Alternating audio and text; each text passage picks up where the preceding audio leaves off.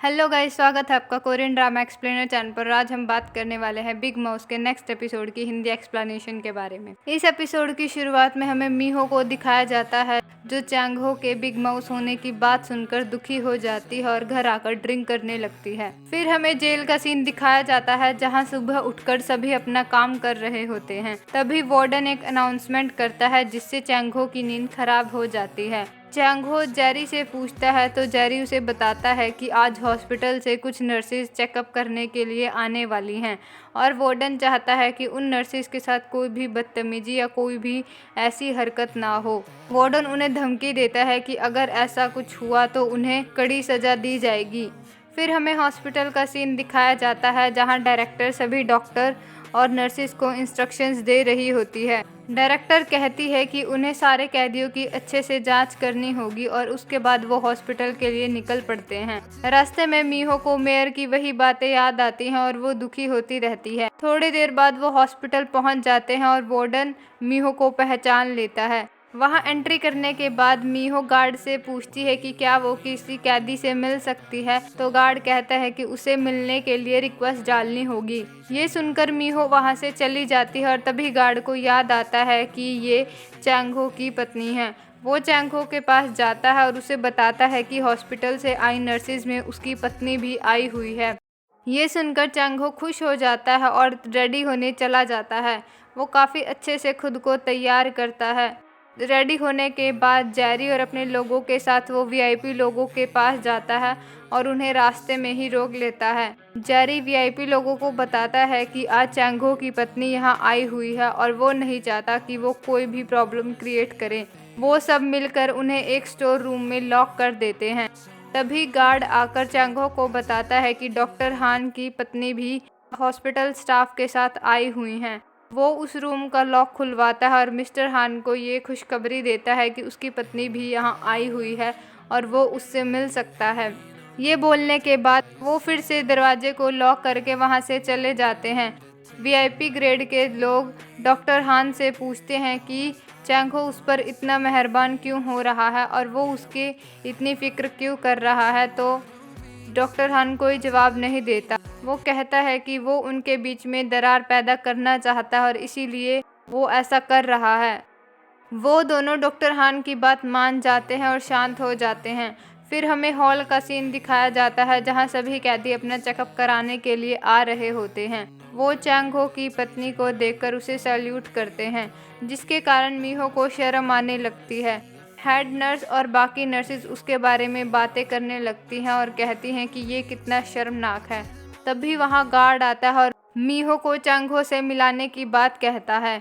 मीहो director से पूछती है तो डायरेक्टर उसे परमिशन दे देती है। गार्ड मीहो को अपने साथ उसी पर्सनल रूम में लेकर पहुंचता है जहां वीआईपी ग्रेड के लोग रहा करते हैं। मीहो उस रूम में पहुंचती है तो उसे देखकर चौंक जाती है। चैंग हो उसका खाने के साथ वेट कर रहा होता है। मीहो को देखकर वो उसे गले लगाने लगता है तो मीहो उसे पीछे कर देती है और कहती है कि उसे सब कुछ सच बताना होगा और अगर उसने झूठ बोला तो उन दोनों का रिश्ता अभी ख़त्म हो जाएगा। इसके बाद चैंग हो कोई जवाब नहीं देता। मीहो उससे पूछती है कि वो उससे बात क्यों नहीं कर रहा। असल में चैंग हो को पता होता है कि रूम में रिकॉर्डर और कैमरा लगा हुआ है, इसलिए वो मीहो को वहाँ से ले जाता है और पार्क में आ जाता है। वो मीहो को सच्चाई बताने लगता है और कहता है कि अब वो अपनी बात सही से बोल सकता है। वो कहता है कि जब से वो उसे उन नामों की लिस्ट देकर गई थी उसके बाद से अजीब चीज़ें होनी शुरू हो गई थी। एक दिन किसी आदमी ने उसे पीछे से बेहोश कर दिया और जब उसे होश आया तो जेरी उसे उठा रहा था। उठने के बाद जब उसने अपनी जेब में देखा तो उसे एक टैरो कार्ड मिला था जिस पर सब ड्रग क्लाइंट्स के नाम लिखे हुए थे। ये देखकर वो चौंक गया था। मीहो उससे पूछती है कि उस कार्ड को देखकर वो कैसे समझा कि यही असली क्लाइंट्स के नाम हैं। तो चैंग हो कहता है कि वैसा कार्ड उसने पहले भी देखा था जब एक कैदी ने सॉलिटरी में सुसाइड कर लिया था, तो उसकी डेड बॉडी के पास से भी उसे वही कार्ड मिला था। वो कहता है कि मैं समझ नहीं पा रहा था कि असली नाम कौन से हैं और नकली कौन से, लेकिन जिस दिन मैं जी हुन से मिलने वाला था उस दिन मेयर का घबराते हुए मुझसे मिलने आना मेरा इस बात पर यकीन हो गया कि कार्ड पर लिखे हुए नाम ही असली हैं और इसी कारण उसकी जान बच गई।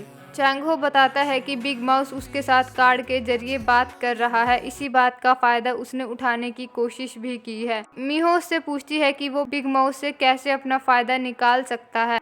तो चैंग-हो कहता है कि उसने कन्फेशनल बाइबल का अरेंजमेंट किया था और उसने अपने मैसेज को बाइबल में छिपा दिया था ताकि वो मैसेज बिग माउस तक पहुंच सके, और ऐसा हुआ भी।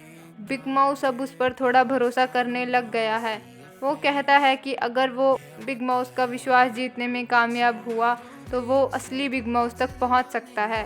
ये सुनकर मीहो को थोड़ी तसल्ली होती है और वो उससे माफ़ी मांगती है। वो चैंग-हो से कहती है कि अपनी गलतफहमी के कारण उसने उस पर शक किया।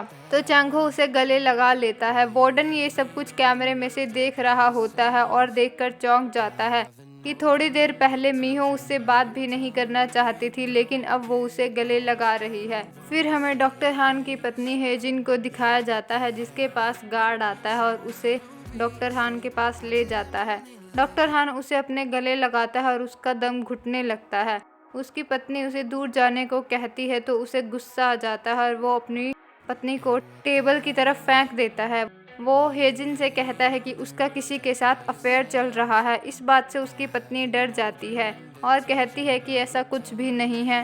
तो डॉक्टर हान पूछता है कि जिस दिन उसने उसे कॉल किया था तो उसने उससे बात क्यों नहीं की। तो उसकी पत्नी सारा सच बता देती है और कहती है कि उस दिन उसकी बहन का जन्मदिन था और वो उसी में बिजी थी। सच सुनने के बाद उसे थोड़ी तसल्ली होती है और वो खुद को मारने लगता है और अपनी बीवी से माफ़ी मांगता है। वो अपनी पत्नी को गले लगा लेता है और कहता है कि वो जल्द ही सिक बेल पर बाहर आने वाला है। फिर वो दोनों साथ साथ खुशी खुशी रहा करेंगे। इस बात को सुनकर उसकी पत्नी की आंखों से आंसू आने लगते हैं और वो डर जाती है। फिर हमें चैंग-हो को दिखाया जाता है जो मेस में आता है और सारी नर्सिस को मीहो के साथ अच्छे से बिहेव करने की रिक्वेस्ट करता है। फिर हमें मीहो और हेजिन को दिखाया जाता है जो सामान लेकर वापस जा रही होती हैं। रास्ते में थकान होने के कारण हेजिन गिर जाती है और मीहो उसके गर्दन पर चोट के निशान देख लेती है। वो उससे चोट का कारण पूछती है तो हेजिन उसे कुछ भी नहीं बताती और वहाँ से चली जाती है। बस में बैठने के बाद मीहो उससे बात करने की कोशिश करती है और कहती है कि उसे डोमेस्टिक वायलेंस के खिलाफ आवाज़ उठानी चाहिए और अगर वो डरती है तो वो उसका साथ दे सकती है, लेकिन हेजिन उसे रिपोर्ट करने से मना कर देती है। हॉस्पिटल स्टाफ के साथ जी हुन की वाइफ एशले किम भी गई होती है और वो बस में पूछती है कि क्या वो सब पार्टी करना चाहते हैं, तो सब हाँ कर देते हैं और वो पार्टी करने के लिए उसकी गैलरी जाने लगते हैं। हॉस्पिटल की डायरेक्टर उससे पूछती है कि वो ऐसा क्यों कर रही है, तो एशले किम बताती है कि उसे एल्डर को एक ग्रुप फ़ोटो दिखानी है और बिग माउस के कारण वो एक भी ग्रुप फ़ोटो नहीं ले पाए, इसलिए यह पार्टी अरेंज की गई है।